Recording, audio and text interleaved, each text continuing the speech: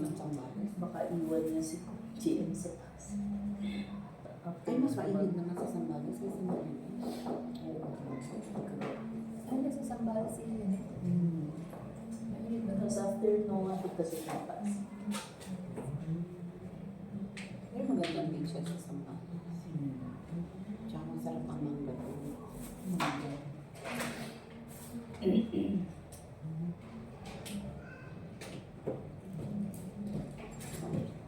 Doon gumraduate yung boyfriend ni Daniel. Kadun ba siya? Nasaan ba ka? Tulong na ka? Oo, malapit. Malapit na nga. Kalapit. Doon. May color-coding yung mga sasakyan nila. Diba? Ano ba? Oo. Kasi nga, yun to. Ano ka din? Wala pa lang yung din.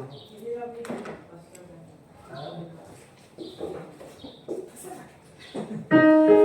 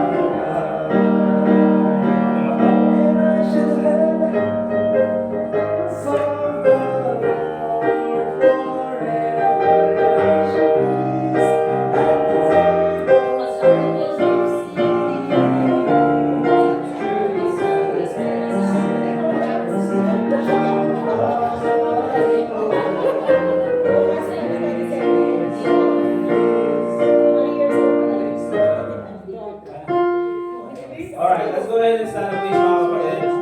Let us start our service by way of prayer.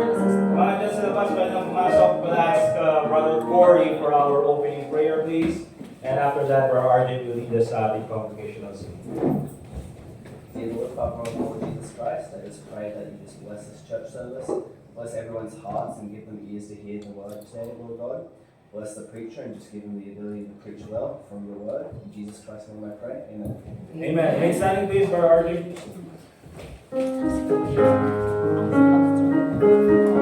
Ayan po, let's sing po Surely Goodness and Mercy. Page 216. Page 216. Kumain po tayo ng kasiglahan. Amen. Amen. Page 216. Surely Goodness and Mercy. On the first verse, all together now. A pilgrim was I and a wandering in the cold night of sin I did roam. When Jesus the kind shepherd found me, and now I am on my way home. Surely goodness and mercy shall follow me all the days of my life.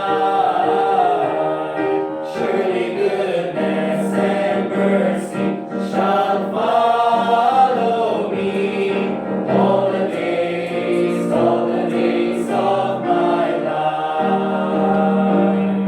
He restored my soul when I'm weary. He giveth me strength day by day. He leads me beside the still waters. He guards each step of the way.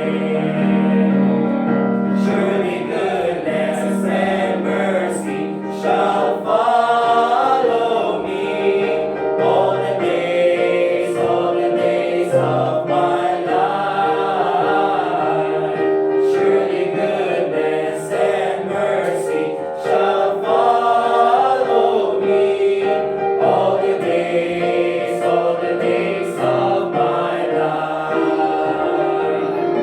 When I walk through the dark lonesome valley, my Savior will walk with me there, and safely His great hand will lead me to the mansions He's gone to prepare. Surely goodness and mercy shall follow me all the days of my life. Surely goodness and mercy shall follow me all the days of my life. And I shall dwell in the house of the Lord forever, and I shall feast at the table spread for me. Surely goodness and mercy shall follow me all the days of my life. Amen. You may be seated, mga kapatid. Let's sing another song. Page 202. Page 202. My Redeemer. On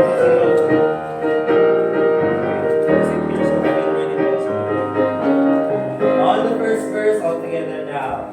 I will sing of my Redeemer and His wondrous love to me.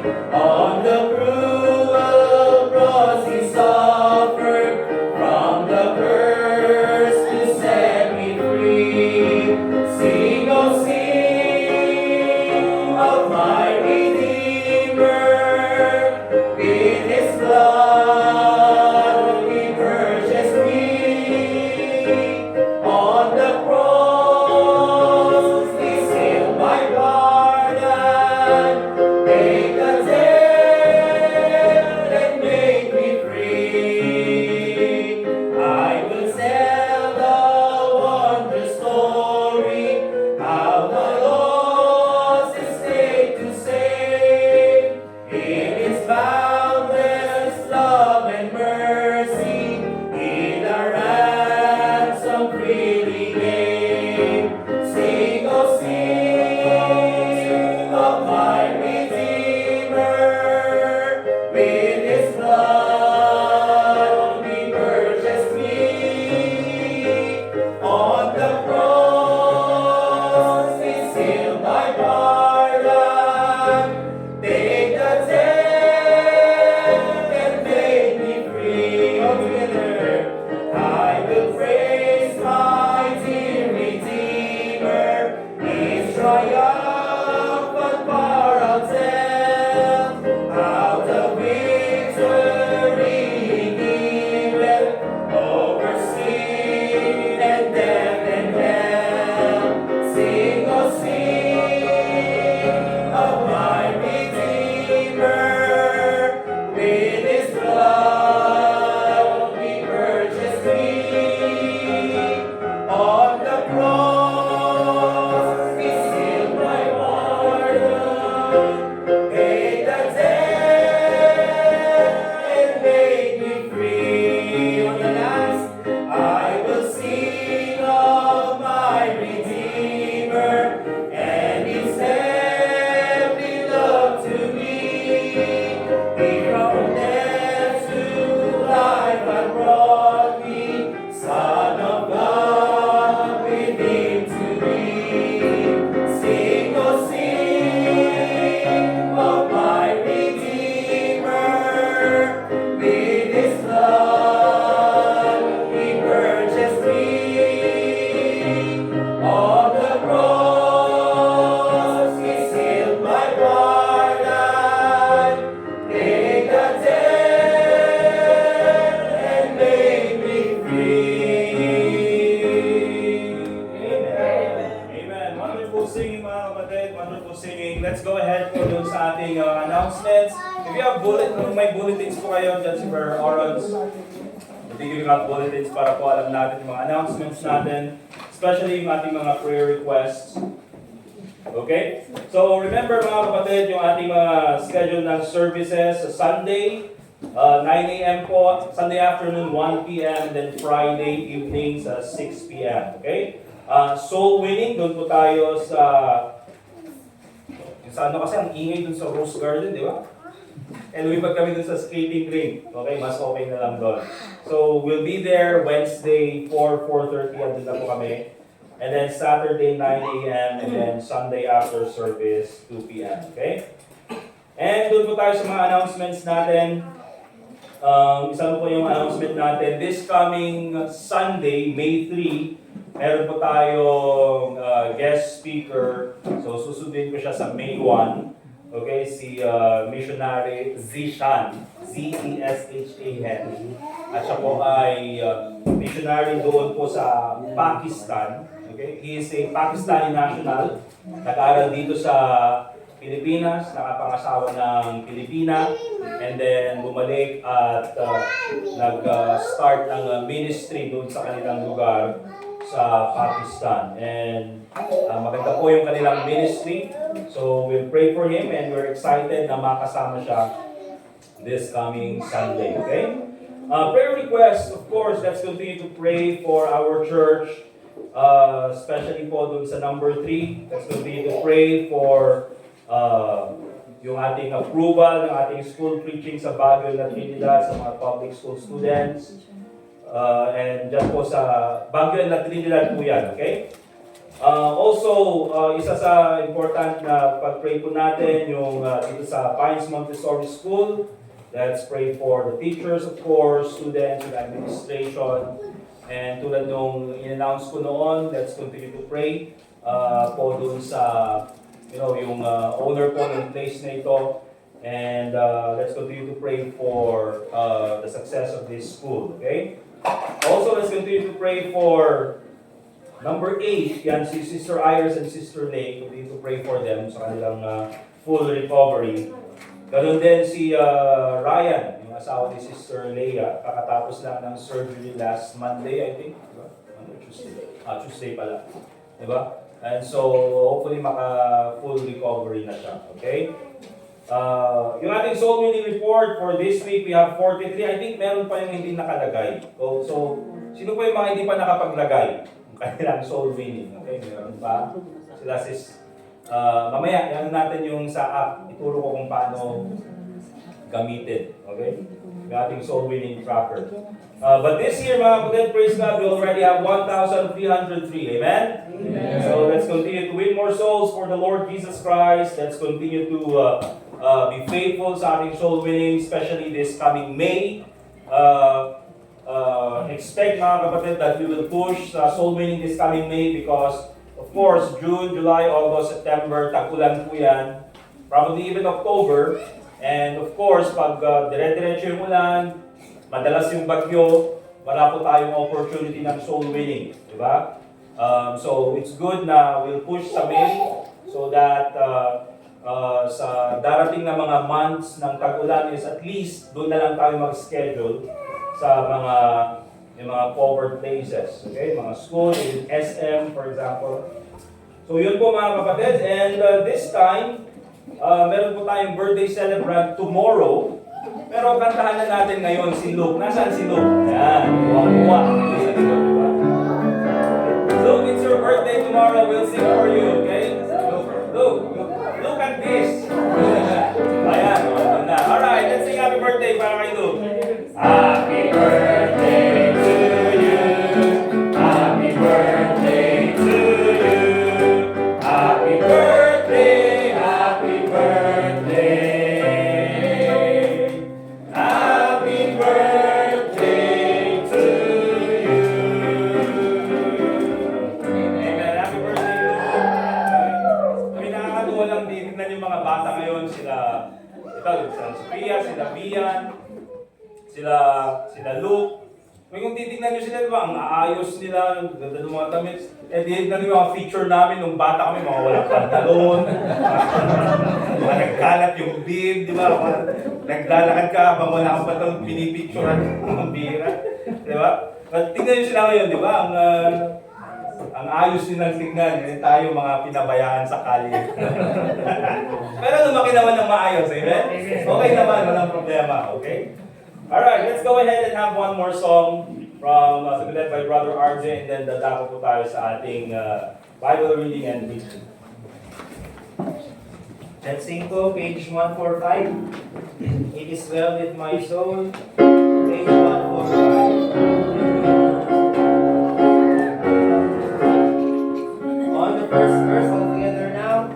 And peace like a river attendeth my way, when sorrows like sea billows flow, whatever my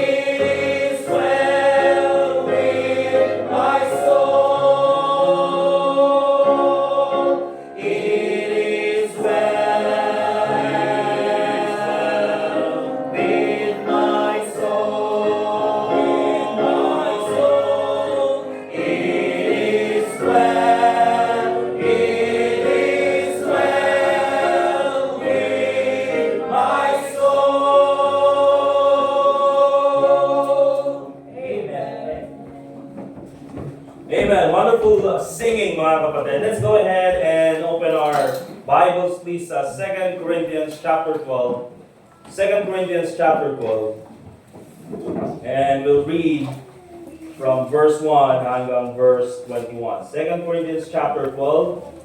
We'll read from verse 1 hanggang verse 21.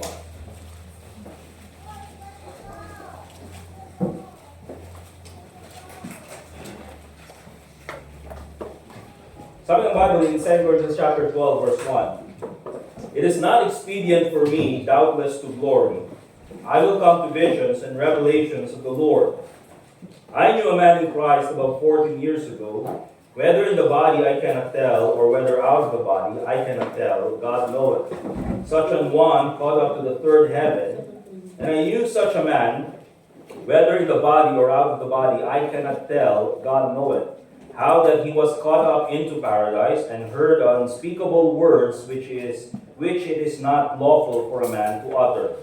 Of such an one will I glory, yet of myself I will not glory, but in mine infirmities. For though I would desire to glory, I shall not be a fool, for I will say the truth. But now I forbear, lest any man should think of me above that which he seeth me to be, or that he heareth of me. And lest I should be exalted above measure through the abundance of the revelations, there was given to me a thorn in the flesh, the messenger of Satan to buffet me, lest I should be exalted above measure. For this thing I besought the Lord thrice, that it might depart from me. And he said unto me, My grace is sufficient for thee, for my strength is made perfect in weakness. Most gladly therefore will I rather glory in my infirmities, that the power of Christ may rest upon me. Therefore I take pleasure in infirmities, in reproaches, in necessities, in persecutions, in distresses for Christ's sake. For when I am weak, then am I strong. I am become a fool in glorying. Ye have compelled me, for I ought to have been commanded of you. For in nothing am I behind the very chiefest apostles, though I be nothing. Truly the signs of an apostle were wrought among you in all patience, in signs and wonders and mighty deeds. For what is it wherein ye were inferior to other churches, except it be that I myself was not burdensome to you? Forgive me this wrong. Behold, the third time I am ready to come to you, and I will not be burdensome to you. For I seek not yours, but you. For the children ought not to lay up for the parents, but the parents for the children. And I will very gladly spend and be spent for you. Though the more abundantly I love you, the less I be loved. But be it so, I did not burden you. Nevertheless, being crafty, I caught you with guile. Did I make a gain of you by any of them whom I sent unto you? I desired Titus, and with him I sent a brother. Did Titus make a gain of you? Walk we not in the same spirit? Walk we not in the same steps? Again, think ye that we excuse ourselves unto you. We speak before God in Christ, but we do all things, dearly beloved, for your edifying. For I fear lest when I come I shall not find you such as I would, and that I shall be found unto you such as ye would not, lest there be debates, envyings, wraths, strifes, backbitings, whisperings, swellings, tumults. And lest when I come again my God will humble me among you, and that I shall bewail many which have sinned already, and have not repented of the uncleanness and fornication and lasciviousness which they have committed. This time, mga kapatid, in 2 Corinthians chapter 12, and we'll focus dun sa earliest verses ng 2 Corinthians chapter 12. We'll put a title to it. And ang title po natin is When God Denies Your Prayers. Okay? When God denies your prayers. Okay? And of course, sa atin mga kapatid, we have this wonderful privilege that if we ask anything according to the will of God, sabi ng Bible, He heareth us. Yan po mga kapatid ay binigay ng Panginoon sa atin na kanyang mga anak, na kung meron tayong pangangailangan mga kapatid, ay pwede po natin hingin sa Panginoon through prayer. At kung ito ay kalooban ng Diyos, ito po ay kanyang ibibigay. And that is a wonderful privilege na binigay sa atin ng Diyos. Okay? Dahil meron po sa mga panahon, mga kapatid, na meron tayong mga pagdadaanan na pangangailangan or paghihirap sa buhay at wala po tayong ibang matatakbuhan kundi ang Panginoon lamang. Okay? Pero what if God will give all your prayers? What if God will say yes to all your prayers? Di ba napakaganda siguro? Na ipag-pray mo, Panginoon, sana manalo ako sa loto. At nanalo ka nga. Okay? Kaya makita po natin mga kapatid, na sa mga prayers po natin, meron po tayong mga pinapanalangin, pero hindi binibigyan ng Panginoon ng kasagutan or dinideny niya yung ating mga panalangin. And so, I believe this is a valuable lesson for all of us that sometimes God denies our prayers because there are many lessons that we can learn from it. Katulad po nung nandito kay Apostle Paul. Kasi I think it's also very important that God denies our prayers so that we will learn how to deal with disappointments. Di ba? Hindi naman pwede mga kapatid na lahat na lang ng gusto natin ay ibibigay ng Panginoon. There are times that He denies the things that we want because simply it's not good for us. Di ba? Sabihin natin, gusto kong manalo ng loto, Panginoon. Gusto kong manalo sa wedding. Gusto kong manalo sa casino. Di ba? Yun yung kagustuhan mo. Ngayon, pag binigay ng Panginoon, di mas lalo magiging malala ang buhay mo. Di ba? Mas lalo ka pang magluluto. Mas lalo ka pang magkakasino tuloy. Mas lalo ka pang magsusugal. And later on, yan yung iyong ikakasira. Okay? And so another lesson probably is dapat tayo ay magtiwala doon sa kalooban ng Panginoon. In God's will, in God's purpose. Kaya nga sabi nung binasa na or nung verse na binanggit ko kanina, if we ask anything, this is the confidence that we have in Him. That if we have anything, if we ask anything according to His will, ayon sa kalooban ng Panginoon, sabi ng Bible, He heareth us. Kaya po, even God's denial sometimes in our life, I believe is very important. It's a part of our life as Christians. Okay? Even the Lord Jesus Christ, when He prayed in the Garden of Gethsemane, alright, ay hindi binigay yung kanyang kahilingan. Kaya sabi niya ganyan, nevertheless, not my will, but thine be done. But also, let's go to Proverbs chapter 28, verse 9, and this is just part of our introduction. And let's just have this as I would say, probably a warning to all of us, especially Christians. Because meron po tayo minsan yung ugali, mga kapatid. Meron po tayong masamang ugali minsan. Di ba? Na minsan, alam natin yung katotohanan or sinasabi sa atin yung katotohanan. Pero instead na pakinggan natin yung katotohanan, instead of following what the Bible tells us or what God tells us or what the preacher tells us, if it's according to the Word of God, instead of following that, we disobey. And then we ask God for guidance. Okay? I mean, parang pumunta ka sa doktor, nagpa-advise ka dun sa doktor, binigay ng doktor sa'yo yung sinabi, yung magandang advice, yung healthy advice, and then you did exactly the opposite. And then after that, nung napahamak ka, bumalik ka sa doktor, and then nagpapatulong ka na naman, kaya minsan galit yung doktor. Okay? And so the Bible says here in Proverbs chapter 28, verse 9, He that turneth away his ear from hearing the law. Okay, itong tao na ito, na instead na pakinggan yung salita ng Diyos, instead na pakinggan kung ano yung sinasabi ng salita ng Diyos, pero anong sabi niya? Turneth his ear. Kaya yung paggalawin yung tenga nyo? Hindi, di ba? Kaya ibig sabihin dyan mga kapatid, napakinggan mo pero you just ignored it.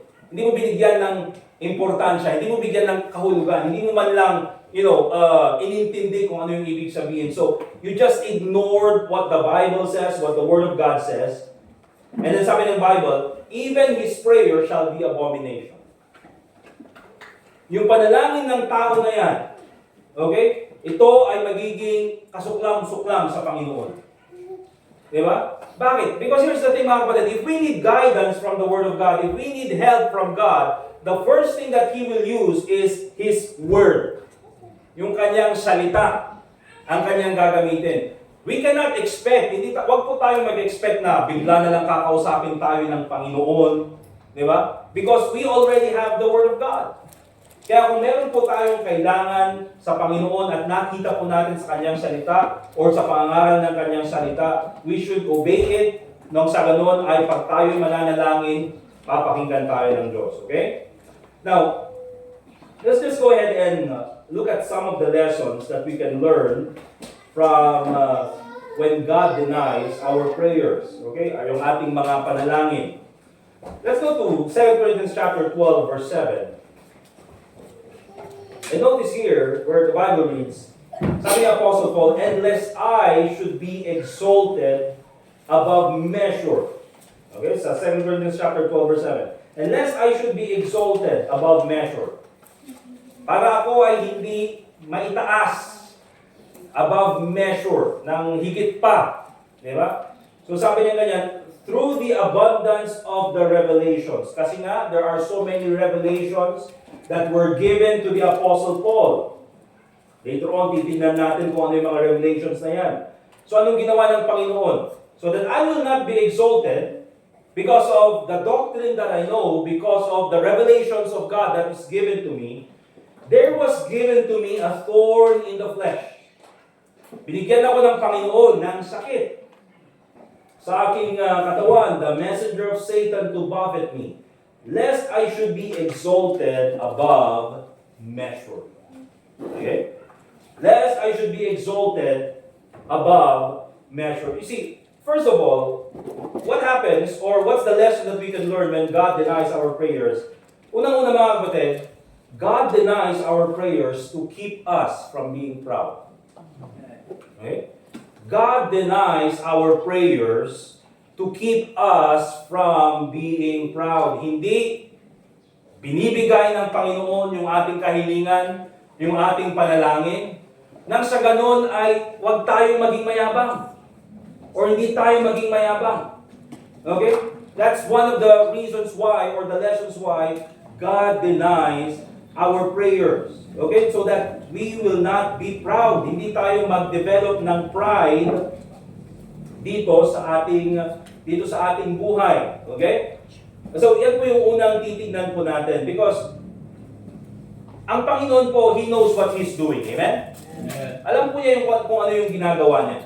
He is all-knowing. Alam niya kung ano yung present, alam niya kung ano yung future, alam niya kung ano yung magiging decisions natin. He knows what He's doing. He is in control. Amen? Okay, so we cannot doubt kung ano yung purpose ng Panginoon. But also, here's the thing, mga kapatid. He knows that for whatever problem we are going to go through, whether it be financial problems, whether it be health problems, mga kapatid, whether it be material problems, He knows that pride is a bigger problem. Okay? Alam niya na mas malaking problema ang pride. Okay? Mas malaking problema ang pride kaysa financial problems. Mas malaking problema ang pride kaysa material problems. Let's take a look at first of all, mga kapatid, di ba? Sabi ng Proverbs chapter 16, verse 18, "Pride goeth before destruction, and a haughty spirit before a fall." Okay? Alam niya, mga kapatid, that if we have pride, it will lead to our destruction. Because oftentimes, ang pride is telling this, I can do it without God. I can do it without the Lord Jesus Christ. I am good on my own. Diba? And pag yan po yung nandun sa isip natin, I am better than anybody else. I am better than everyone else. Ganun ba yun? Tama? Ang baliktad yun. Diba?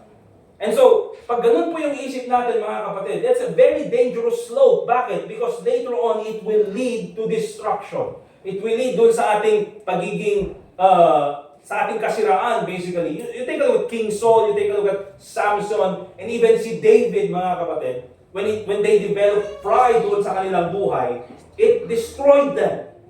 Okay? So, you see, it is a much bigger problem than any problem that we can have. Also, mga kapatid, if we have pride, or if we are proud, anong mangyayari? The Bible says in James chapter 4, verse 6, God resisted the proud, but giveth grace to the humble. See, if you are proud, mga kapatid, there is opposition from God. If you have pride sa buhay mo, if you are proud, mga kapatid, the one who's going to oppose you is God.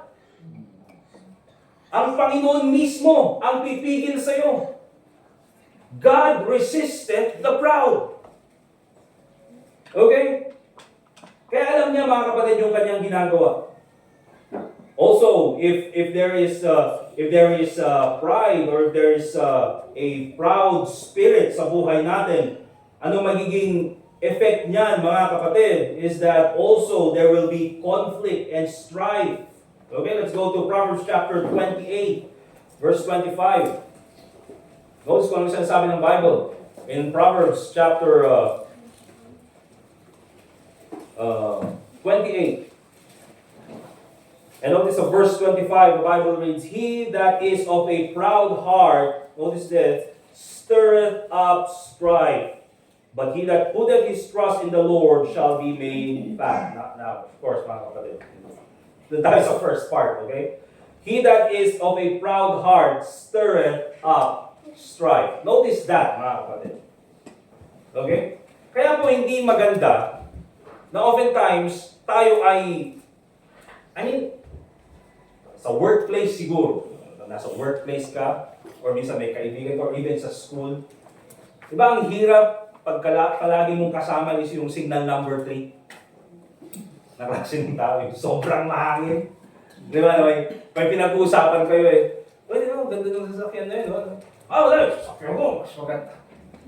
Ayaw, parang lahat na lang, mas maano siya kaysa sa taas.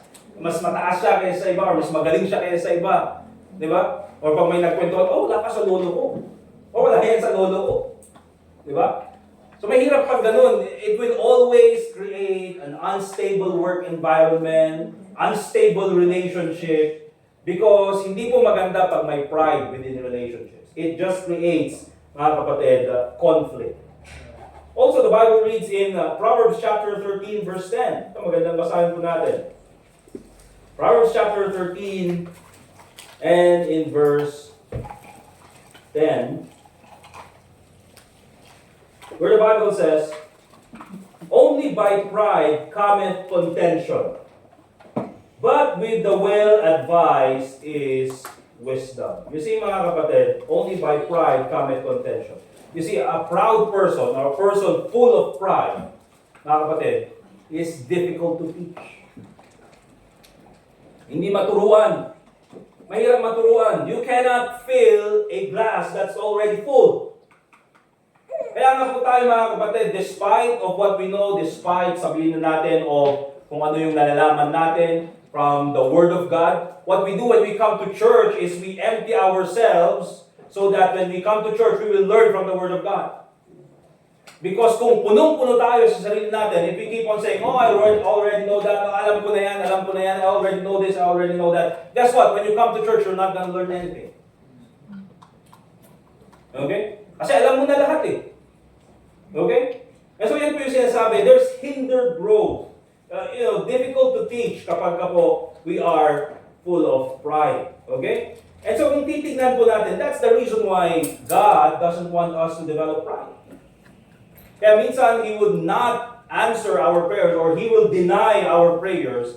Hindi niya bibigyan ng kasagutan kung ano yung panalangin natin because He knows, mga kapatid, that pride is always the bigger problem. Kaya yung sinabi ni Apostle Paul, lest I should be exalted above measure through the abundance of the revelations, there was given to me a thorn in the flesh. Okay? And notice this, the Bible also says in verse 7, the messenger of Satan to buffet. Minsan yan yung gagamitin ni Satanas. Oftentimes, those problems that we go through, whether it be health, financial, or sabihin natin may pinagdaraanan sa work or even in business, all those things that we go through, those are the things that the devil is going to use. Anong sasabihin niya? You've been faithful. You've been doing all of this. You're doing this for God. Ginagawa mo ito para sa church. You're doing soul winning. You're being faithful sa Bible reading, church attendance. You're doing all of these things, and yet God is allowing this to happen to you. And sometimes, pag hindi tayo careful, mga kapatid, anong sasabihin natin? Awawa naman ako. Remember mga kapatid, yan lang po ay ginagamit ni Satanas. Okay? Para mag-create ng confusion sa atin. But we have to keep in mind, mga kapatid, that God knows what He's doing. Alam niya yung kanyang purpose, alam niya yung kanyang kalooban, at mas mataas po yung plano ng Panginoon kesa sa atin. Kaya nung sabi niya, lest I should be exalted above measure. Let's go back to 2 Corinthians chapter 12. And basahin po natin yung verse 1 hanggang verse 6. Okay? And sabi ng Bible in 2 Corinthians chapter 12 verse 1, it is not expedient for me, doubtless, to glory. Meron naman akong pwedeng ipagmalaki, sabi ni Apostle Paul. I will come to visions and revelations of the Lord. I knew a man in Christ about 14 years ago. He's talking about himself, mga kapatid. Whether in the body I cannot tell, or whether out of the body I cannot tell, God knoweth. Such an one caught up to the third heaven. Yan po si Apostle Paul. A revelation that was given to him, di ba? Out of the body, hindi niya alam, or in the body, hindi ka alam. I cannot tell, sabi ni Apostle Paul. Okay? Such an one caught up to the third heaven. Pag sinabi natin third heaven, that talks about heaven itself, kung nasaan ang Panginoon. Okay? Ano sabi niya ganyan? And I knew such a man, verse 3, whether in the body or out of the body, I cannot tell, God knoweth. Verse 4, how that he was caught up to paradise. Okay. So siya ay dinala doon sa tahanan ng Panginoon. He was still alive, mga kapatid. And heard unspeakable words, which is not lawful for a man to utter. See, not only did he see yung kaharian ng Panginoon in heaven, but he had heard these words, mga kapatid, na sabi niya ganyan, hindi ko masabi sa inyo. Because how would you describe what you have seen in heaven? How would you describe yung mga bagay na nakita mo? Verse 6, for though I would desire to glory, verse 5, for such an one will I glory. I mean, ito, pwede kong ipagmayabang.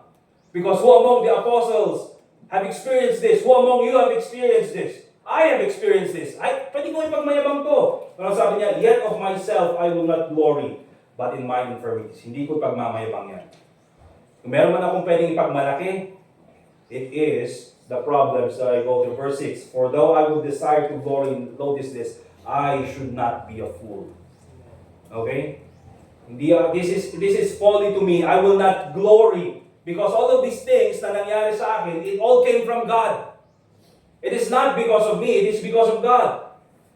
For I will say the truth, but now I forbear, lest any man should think of me above that which he seeth me to be, or that he heareth of me. Let me just give a warning here, mga kapatid. We need to understand, okay, na ang mga preachers na nilagay ng Panginoon sa loob ng church, pastors na kasama ko, mga kapatid, you have to understand, okay, that kami ay tao rin katulad nyo. Okay? And the reason why I'm saying that, mga kapatid, is so that you should avoid thinking too much of us. Na parang ang tingin na lang is sobrang napakataas. Kaya mas maganda, mga kapatid, alam yung, ayoko kasi yung nag-pretend na ganito ako. Minsan later on, parang sobrang taas na nung tingin ng iba sa akin. And then later on, napakataas nung expectation. Because here's the thing, mga kapatid, I am not that. Okay? Eh kung ano yung nakita nyo, this is who I am. Alright? Okay? And nakikita nyo yung aking pagkakamali, you see my bad attitude minsan, nakikita nyo, I try to do my best na mas maging mabuting preacher, mas mabuting tao. But it's difficult to pretend to be something who you're not. Okay? And so, sabi ni Apostle Paul dito, it is foolish na ako ay magmamayabang. Okay? Now, let's go to Deuteronomy chapter 8. And this is very important na makita po natin. We'll go to Deuteronomy chapter 8. Because truly, there are many reasons why, katulad ni Apostle Paul, you can be proud of yourself. Okay? Probably, nakapagtapos ka ng magandang education, you have this accomplishment. Okay? And that's good. Diba? Probably ikaw ay merong promotion, mataas yung lugar mo sa isang company, that's good. Probably maganda yung iyong trabaho, it's your dream job, that's wonderful. May talent ka, you're good at this, you're intelligent. There are many things that you can be proud of. Alright? But remember this, no matter what it is, you have to remain humble. Okay? You have to teach yourself to remain humble. Okay? Don't take the glory for yourself. Notice verse 11. In verse 11 in Deuteronomy chapter 8, beware that thou forget not the Lord thy God, in not keeping his commandments, and his judgments, and his statutes, which I command thee this day. Lest when you hast eaten and art full, and hast built goodly houses, and dwelt therein, and when thy herds and thy flocks multiply, and thy silver and thy gold is multiplied, and all that thou hast is multiplied, notice this in verse 14, then thine heart be lifted up. Diba? Pag dumating yung time na, diba, nandyan yung provision ng Panginoon, nandyan yung blessing ng Panginoon. Oftentimes, imbis na magpasalamat tayo sa Panginoon, instead of praising God, instead of understanding and realizing that all of this came from God, and without God, we are nothing. You know, oftentimes what happens? We become proud. Doon pa tayo nagiging mataas. Then thine heart be lifted up, and thou forget the Lord thy God, which brought thee forth out of the land of Egypt from the house of bondage. Because remember this, mga kapatid, tayo mga mananampalataya. You can have everything you have in this world, but if you're unsaved, you're miserable. If you're unsaved, mga kapatid, it profiteth you nothing. Diba? Kaya yan po, kailangan nating makita. Who led thee through a great and terrible wilderness, wherein were fiery serpents and scorpions and drought, where there was no water, who brought thee forth water out of the rock of flint. Not only did God save you, but He provided for all your needs. Diba? Sa mga time na nag-struggle ka, sa mga time na ikaw ay naghihirap, sinong andun nung iniwan ka ng mga taong tutulong sa'yo? Who was there? God was there. Verse 16, who fed thee in the wilderness with manna, which thy fathers knew not, that He might humble thee, and that He might prove thee, to do thee good at thy latter end. Verse 17, and thou say in thine heart, notice this mga kapatid, ngayon sasabihin mo sa sarili mo, my power and the might of mine hand hath gotten me this wealth. Ngayon sasabihin mo, it is because of you that you have all of these things. You have forgotten God. You have forgotten where you came from. You were a slave in Egypt. And kung wala ang Diyos, wala ka ngayon. Kasi mga kapatid, that's pride. And so why is it, mga kapatid, that God would deny our prayers? First lesson na makikita ko natin, God denies our prayers to keep us from being proud. Now, we spent too much on that point. Kaya, yung sa second and third point, mas shorter na lang. Amen? Mahaba yun, daming verses pala. Okay? Also mga kapatid, let's go back to 2 Corinthians chapter 12, verse 9. 2 Corinthians chapter 12.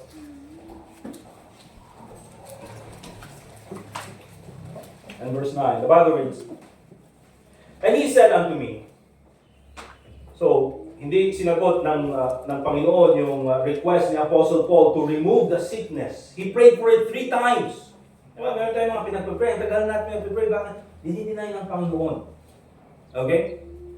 And there's a lesson na gustong sabihin din ng Panginoon. And He said unto me, ano sabi ng Panginoon? My grace is sufficient for thee, for my strength is made perfect in weakness. Most gladly, therefore, will I rather glory in my infirmities, that the power of Christ may rest upon me. You see, one of the lessons why God denies our prayers, but that God denies our prayers so that we can appreciate, or we will appreciate His grace. Okay? So that we will appreciate His grace. You know, pag sinabi natin appreciate, makita natin yung value.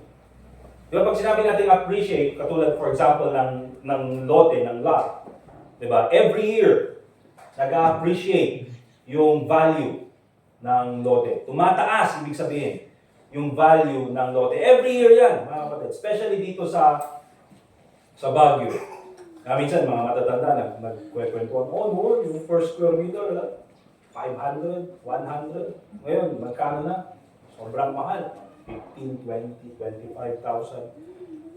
Because nag-appreciate yung value. So pag sinabi natin appreciate mga kapatid, makita natin the value of His grace. Okay? Because oftentimes we go through life at, katulad nung binasa natin sa Deuteronomy chapter 8, the reason why I'm here is because of me. I'm a self-made man. Ginawa ko ito. Because of me, I have done this, I have done that. But we fail to forget, mga kapatid, that all that we have and all that we are is only because of the grace of God. Okay? Yung salvation nga natin, mga kapatid, is only because of the grace of God. Ephesians chapter 2, verse 8 and 9, for by grace are ye saved, through faith, and that not of yourselves. It is the gift of God. Kaya pag sinabi po natin, mga kapatid, na biyaya, okay, pag sinabi natin grace, notice this, dun sa verse 9, anong sabi ni Apostle Paul, or sabi ni Jesus Christ kay Paul, my grace is sufficient. Okay? Sufficient. Ano ba yung pinagdaraanan mo? Sabi ni Paul, meron akong sakit. And sobrang sakit na pinapadalangin ko 3 times na sana mawala, pero hindi sinagot ng Panginoon. Anong sagot niya? My grace is sufficient for you. Anong yung sabihin ng sufficient? When we say sufficient, it means enough. No value, walang binigay na exact value, walang binigay na exact amount. But here's the thing, my grace is enough. So pag sinabi natin enough, ano ibig sabihin nito? For example, may problema ka and you need, sabihin na natin, 5,000 pesos. The grace of God is enough. It's enough. Okay? If you need 10,000, the grace of God is enough. If you need 15,000, and yan yung makakasagot ng problema mo, the grace of God is enough. Here's the thing, mga kapatid, there are many problems that money cannot solve. Okay? Magkano ibabayad mo para ikaw ay maging magaling or mas, matanggal yung sakit na pinagdaraanan mo. Yung health. That's something money cannot buy. But you know what? God says, my grace is enough. Okay? Mayroon ka mga problema, for example, in relationships. Diba? Nasisira or dumadaan sa matinding, struggle. And there's no amount of money that can pay for that, mga kapatid. What did Jesus Christ say? My grace is enough. It's sufficient. Just like katulad sa ating kaligtasan. No matter how much sin na ginawa natin, the past, present, and future, the Bible says, for by grace are ye saved. God's grace is enough for us. Okay? Yun po yung ibig sabihin nun, mga kapatid. So whatever you need in life, God's grace is sufficient. Ang pinagdaraanan mo, God's grace is all you need. Okay? Kaya anong gusto nating makita dito, mga kapatid? How can Paul be glad? Kasi sabi niya ganyan, most gladly therefore will I rather glory in my infirmities. Because here's the thing, mga kapatid. Nung sinabi ni Jesus Christ, my grace is sufficient for thee. Paul already understood that what he needs is actually not the healing or not the problem removed, because yan yung kanyang prayer. Panginoon, tanggalin mo itong sakit ko. Pero nung sinabi ni Jesus Christ, my grace is sufficient for thee, now Paul realized that what he really needed was the Lord Jesus Christ. What he really needed was God. So ang kailangan niya talaga ay Panginoon. Ang gusto niya is, Panginoon, tanggalin mo yung problema. And that's what we want. Panginoon, please remove the problem. Please remove the problem. Tanggalin mo itong pinagdaraanan ko nito. But here's the thing, mga kapatid. Sometimes you have to learn with what problems you have. You have to learn to live, with what problems you have. Because all you need to realize is that all you need is the Lord Jesus Christ. Diba? Katulad ng kanta, yung napakaganda yung kantang kinanta natin kanina. It is well with my soul. And kung yun sa mga tao na hindi alam yung background ng kanta ng It is well with my soul, yan po ay sinulat ni Horatio Spafford, isa sa mga Baptist lawyers in the past. Okay, now also he became a preacher. And then after, dun sa Chicago, nagkaroon ng Chicago house fire na ang daming mga nasunog na bahay. So what they did was yung kanyang family, tinulungan nila yung community nila. Okay, tinulungan nila yung church nila, all of those things. And of course, being Horatio Spafford, a lawyer, MS nakakaangat nga sila financially sa iba. Later on, nag-decide sila that they would travel to London to siguro magbakasyon. Okay? And so ano nangyari doon mga kapatid? Ano nangyari doon sa time na yun? Nag-decide si Horatio Spafford, he decided to stay muna doon sa Chicago to just fix everything doon sa kanilang business, doon sa kanilang church, while yung kanyang anak or yung kanyang asawa, and then I think, ilan yung kanyang mga anak? I think four or three daughters went along doon sa, nag-sail sila papunta sa London, of course. And while they were sailing, lumubog yung barko na sinasakyan ng kanyang pamilya. And ang naiwan na lang mga kapatid is yung kanyang asawa. So pagdating ng kanyang asawa sa London after she was rescued, nag-send siya ng message, in messenger, hindi chat, mga kapatid, Morse. Nag-send sila doon kay Horatio Spafford na ang sabi is, all is lost. Wala na yung kanyang mga anak. Okay? And so, he went also doon sa London, and while on his way traveling to London, mga kapatid, habang nandun siya sa boat, he wrote the song, It Is Well With My Soul. Okay? So, kung titignan natin mga kapatid, anong makikita natin doon sa katotohanan na yun? It is a difficult thing that a person will have to go through. The pain, undoubtedly, I believe is there, but he learned to say, It is well with my soul. And if you take a look at mga kapatid, doon sa kanyang sinulat, doon sa 1st verse, 2nd verse, 3rd verse, 4th verse, it wasn't even talking about kung ano yung kanyang mga pinagdaanan. It just talks about the goodness of God. It talks about salvation, verse 3. Diba? It talks about verse 4, the second coming of the Lord Jesus Christ. It talks about God. And that is something that we need to understand, mga kapatid. The problems we have sometimes, God does not answer it, God denies it. We have to learn to live with it because we need to realize all we need is God. All we need is the Lord Jesus Christ. And if you are saved, mga kapatid, if you are saved, the biggest problem you ever have is already solved. That's something we need to appreciate. Diba? Na kahit anong pagdadaanan mong problema, dito sa mundong ibabaw, yung pinakamalaking problema, which is your soul, is already solved by the Lord Jesus Christ. Because whatever happens in this world, when you die, you're going to heaven. Okay? So why are we unhappy? If we understand that God's grace is sufficient for us, why are we unhappy? And we'll go to the last point na titignan po natin. We'll go to 2 Corinthians chapter 12 and verse 10.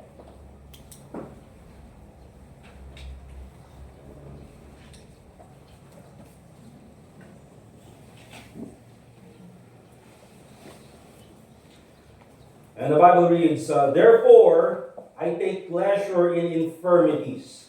Yung pleasure, nagagalak ako, please. Diba? Dito ako nagiging masaya. I take pleasure in infirmities. Who's happy to have problems? Wala sa atin. Si Apostle Paul, I'm happy. I want problems, always. Sabi yung parang may meme na ganun. Okay? Bakit nasabi niya ganyan? In reproaches, if they persecute me, in necessities, when I am in need, pag meron akong pangangailangan, in persecutions, in distresses, sabi niya, for Christ's sake. For when I am weak, then am I strong. Kasi sa kalagitnaan ng aking mga kahinaan, diyan ko nararamdaman or nakikita ang lakas ng Panginoon. Nagiging malakas ako dahil sa Panginoon. And so, what lesson can you learn here, mga kapatid? You see, God denies our prayers sometimes, many times, so that we will have a renewed outlook in life. Magkakaroon tayo ng bagong pananaw sa buhay. A renewed outlook in life, a better perspective in life. Okay? Ang buhay natin, mga kapatid, is not shallow Christianity. It's not about material things. It's not about financial stuff. Those are good things, mga kapatid. And we should pray for all of those things. But it is not the thing that makes our life. It is not the thing that consists in our life. Okay? Hindi po yun yung nagpapatakbo sa buhay natin. Alright? Kaya itong si Apostle Paul, mga kapatid, he did not avoid problems. He welcomed them because he knows that in these times, this is when I experience God's grace. Notice this, mga kapatid. Going back sa 2020, tayo dumaan sa, pandemic. And of course, lahat naapektuhan. Business, trabaho, pag-aaral, lahat. Even church naapektuhan. Diba? But, we're still here. Amen? Amen. Bakit, mga kapatid? Because all we need is God. Now, yung pagtaas ng diesel, di ba, na because of your president. Di ba? Dumaas yung diesel dahil nagkagyera nga doon sa US and between Iran. Alright? And then, sinakal nila yung Strait ng Hormuz. River ng Nagilian. Saan? Gagdul lang. So sinakal nila, and tumaas yung presyo ng oil. Naging mahal lahat. Bilihin lahat. Apektado lahat. And yet, mga kapatid, we're still here. You know why? Because of God's grace. Okay? Dahil nandyan pa rin po ang biyaya ng Panginoon. Kasi even in the times na walang-wala tayo, di ba? Na-experience nyo yun, nung times na walang-wala tayo, doon natin nakikita yung kabutihan ng Panginoon. Ay biglang gagamit ang Panginoon ng blessing na hindi natin alam kung saan nanggaling. Biglang may tao na biglang tutulong sa atin. Hindi naman natin kakilala. Di ba? Biglang may mga unexpected decisions na mangyayari na ikakabuti natin. Alright? Eh, minsan din natin nakikita yung mga yun, but all of those things happen when we are in need. Okay? Let's go to Job chapter 2, verse 9 and 10. And we'll go to Job chapter 2, you know why? Because many believers, they have this one-dimensional outlook in life. Isang perspective lang yung paningin nila sa buhay. Okay? Na kapag dumating yung hirap, ay, iwanan na natin ang Panginoon. And this is the example of Job's wife. Okay? So, yung buhay ni Job, mga kapatid, alam natin yung nangyari. He does not know what's happening. He did not know that there was something going on in heaven. That there was a conversation between the devil and God himself. That God allowed the devil, yun, na talagang pahirapan itong si Job. Job did not know that, mga kapatid. Even until the end, he did not know that. Tayo lang yung nakakaalam. Alright? It's written here in the scriptures. Tayo yung nakakaalam yan. But Job, hindi niya alam kung ano nangyari. Alright? And so, nawala yung kanyang pamilya, nawala yung kanyang ari-arian, nawala kung anong meron siya, his health, nawala din. Even his friends started to accuse him. And so, sa verse 9, sabi ng Bible, then said his wife unto him, dost thou still retain thy integrity? Ngayon, sige ka pa rin ba? Are you still going to be faithful? Are you still going to be consistent? Are you still going to do soul winning? Are you still going to serve God? Are you still going to church? Are you still going to read the Bible? Magpe-pray ka pa rin ba? Gagawin mo pa rin ba yung mga bagay na yan? Anong suggestion niya? Curse God and die. Okay? Curse God and die. But he said unto her, sa verse 10, thou speakest as one of the foolish women speaketh. What? Shall we receive good at the hand of God, and shall we not receive evil? In all this did not Job sin with his lips. Notice this, mga kapatid. Ito si Job's wife, mga kapatid. This is an example of a person who has this one-dimensional aspect or one-dimensional perspective. Katulad siya ng isang Kristiyano, mga kapatid, na isa lang dimensyon ang tinitignan niya sa buhay. Okay? If life is good, I will praise God. If life is good, I will serve God. If life is good, at habang nandyan yung blessing ng Panginoon, I will continue to serve God. I will worship God. Pero pag wala na, if the blessings are gone, if the good things are gone, if the bad things start, if problems start, curse God. You see? That's a one-dimensional aspect. You know why? Because their worship, their praise, is based only on good things. It's based only on material things. And then, let me be clear, mga kapatid, yung pinagdaraanan ng pamilya ni Job at saka yung kanyang asawa, it's terrible. Okay? Binuhin mo nawala yung buong pamilya, then nawala yung lahat ng kung anong meron sila. Alright? But you see here two perspectives. Yung perspective ng Job's wife, na sabi niya, curse God and die. Pero itong sabi ni Job, ano ba sa tingin mo? Tatanggap lang tayo ng blessing ng Panginoon, tapos, hindi na tayo makakatanggap ng problema. That's foolishness. Sabi ni Job. Look, let's go to Numbers chapter 21. Verse 5 and 6. Ibig sabihin kasi mga kapatid, these people who have this outlook in life, it's very dangerous. You know why? Because they have a shallow outlook sa kanilang buhay. Talagang mababaw lang. In a sense, it's shallow Christianity. And that's why maraming mga Kristiyano ganyan, they have this shallow outlook in life. Mababaw yung tingin sa pagiging Kristiyano. If everything is good, if we are being blessed, let's worship God, let's praise God, let's do soloing, let's do all of these. But when problems start, forget it. Curse God. Okay? Numbers chapter 21, verse 5 and 6. Katulad po ng mga Hebrews sa wilderness. And the people spake against God and against Moses. Wherefore have you brought us up out of Egypt to die in the wilderness? For there is no bread, neither is there any water, and our soul loatheth this light bread. And the Lord sent 5 servants among the people, and they bit the people, and much people of Israel died. Katulad ng mga Hebrews na mga ito, mga kapatid, where they rejoice paglabas nila ng Egypt, they crossed the Red Sea, and they started praising God, and nagkaroon sila ng song, at kinantahan nila ang Panginoon. Okay? Pero anong nangyari mga kapatid? Later on, nung nagkaroon sila ng mga pangangailangan, they complained. They even accused God of bringing them into the wilderness so that He can kill them.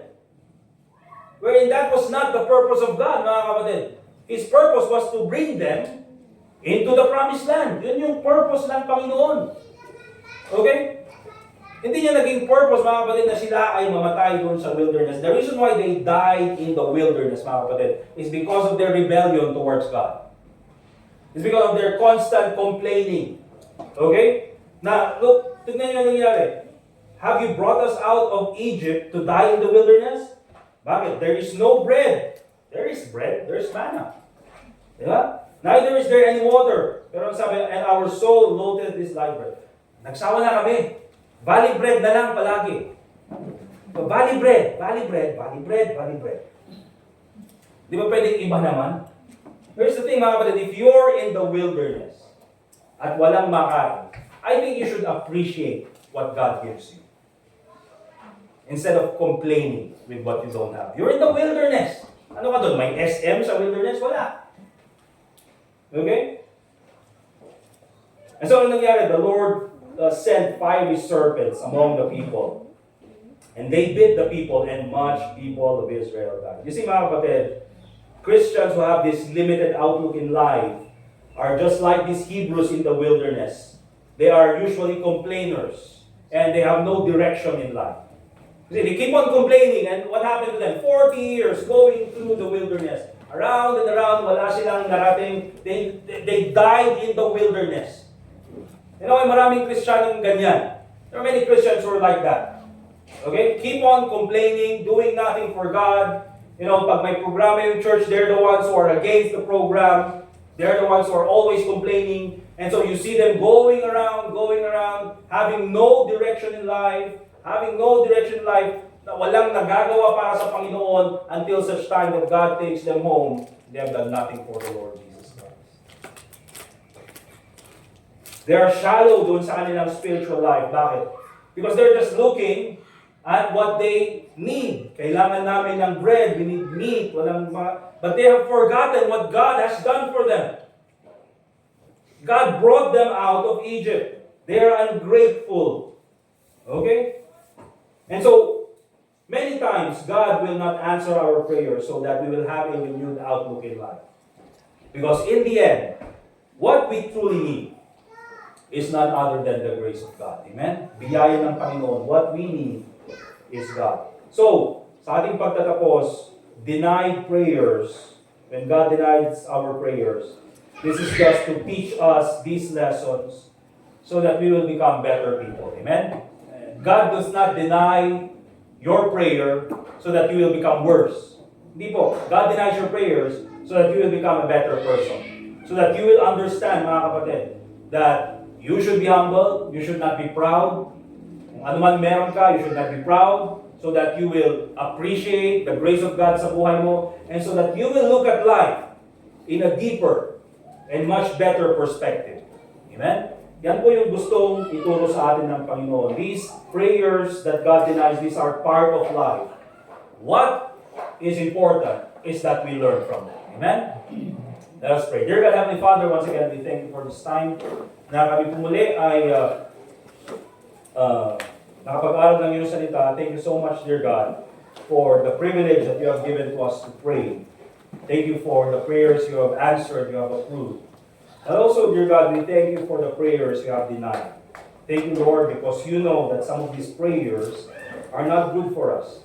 Thank you, Lord, that you are answering our prayers not according to our will, but according to your will. You know much more than us. You know what's going to happen. Ikaw po ang nakakalam sa lahat ng mga pwedeng mangyari. So, because of that, Panginoon, we thank you so much for your grace towards us. And in the end, we realize, Panginoon, na ikaw lang po ang kailangan namin at ikaw lang po ang pwedeng makatulong sa amin. So, we thank you so much for all your blessings, dear God. We thank you for also the prayers that you have denied to us. We thank you for the lesson, and as we continue to pray, Panginoon, may you be the one to bless each and every one of us as we apply these things in our hearts and our minds. Now, let's pray in the Lord Jesus Christ. Let's continue to pray, mga kapatid. And again, kung meron po kayo dyan yung ating mga prayer list, continue to pray for the needs of others, continue to pray for the needs of our church, and continue to pray also for your needs. But also, be thankful for all the things that God has given you.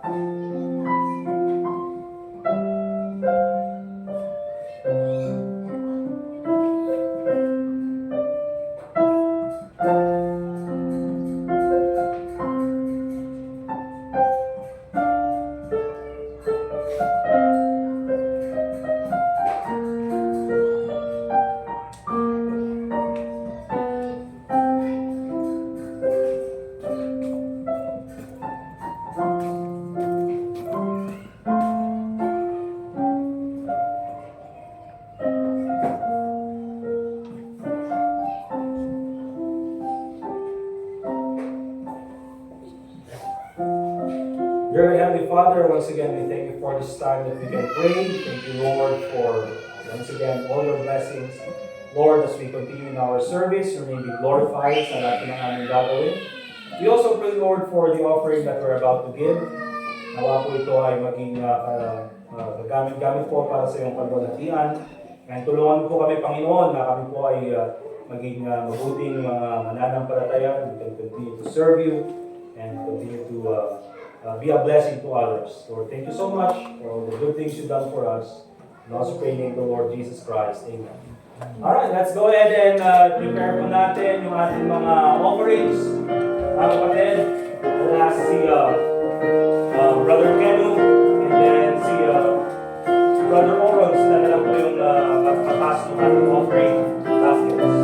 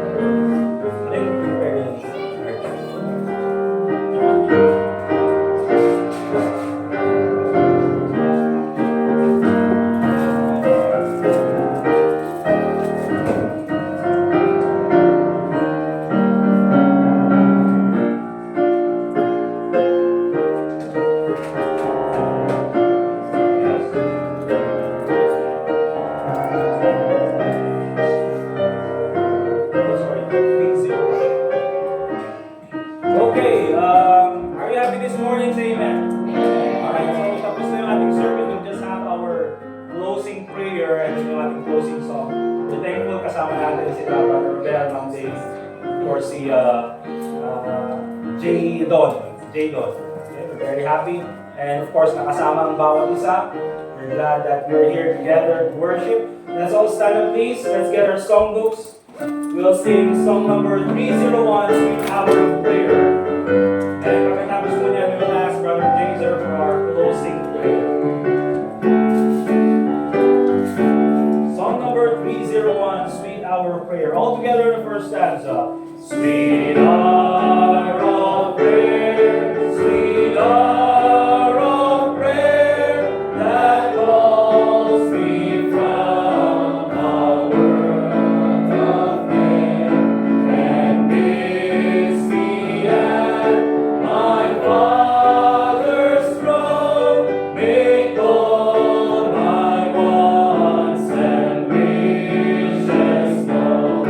In seasons of distress and grief, my soul has often found relief, and of this day the tempter snare by thy return, sweet hour of prayer, sweet hour of prayer, sweet hour of prayer, thy wings shall my petition bear, to him whose truth and faithfulness engage the waiting soul to bless, and since he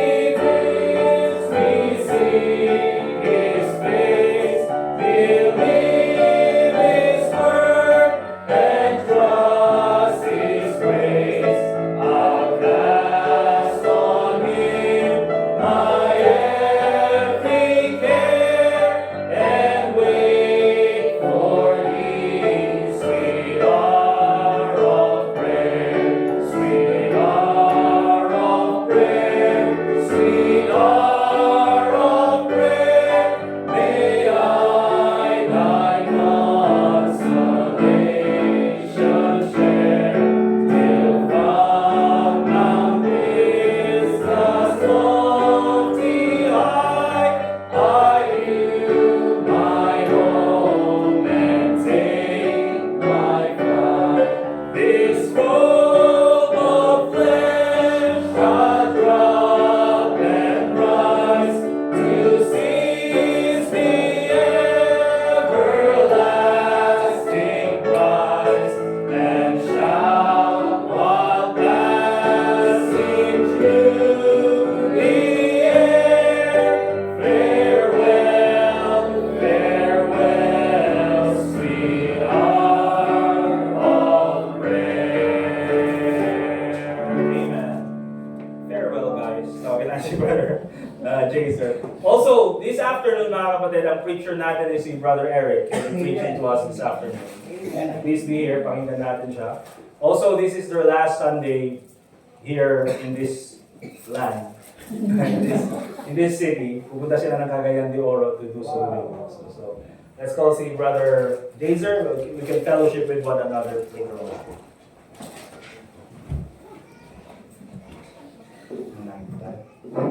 Nakilala ng Diyos sa lahat ng Panginoon sa oras nito at pinagpapasalamat sa oras nito kung pinakaroon po sa amin na kung ay nakapanambahan sa lahat po ito at kulay po namin na ang bawat salita po ninyo na mga pinggan na aming pinagpapasalamat sa buhay po namin sa aming po mga pagkakabos at pagkakabos siya. At pagkakalain po Panginoon ang araw po ito pagkakabos ng taas at pagkakabos sa aming Panginoon sa mga pagkakabos po. Amen. We're dismissed, mga kapatid. Let's shake hands, let's smile, and let's fellowship with one another.